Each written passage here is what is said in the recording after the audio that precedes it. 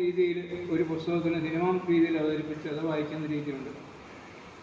എന്നിരുന്നാൽ തന്നെ പുസ്തക വായനയ്ക്ക് അതിൻ്റേതായ ഒരു പ്രാധാന്യമുണ്ട്. കാരണം ഒരു പുസ്തകം വായിക്കുമ്പോൾ ഒരു സിനിമാ സംവിധായകൻ ഒരു സിനിമ എടുക്കുമ്പോൾ, ആ പുസ്തകത്തെ ആസ്പദമാക്കി ഒരു സിനിമ എടുക്കുമ്പോൾ ആ പുസ്തകത്തിന് അദ്ദേഹത്തിൻ്റെ വിഷ്വലൈസേഷനാണ് ആ സിനിമയിലൂടെ നമുക്ക് കാണാൻ പറ്റുള്ളൂ.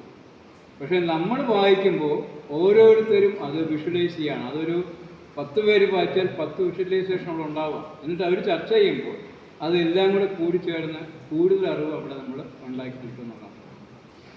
ഒരു പുസ്തകം തന്നെ ഒരാൾ 3 പ്രാവശ്യം വായിച്ചാൽ മൂന്നാമത് വായിക്കുന്നതും രണ്ടാമത് വായിക്കുന്നതും തമ്മിൽ വ്യത്യാസമുണ്ടാകും.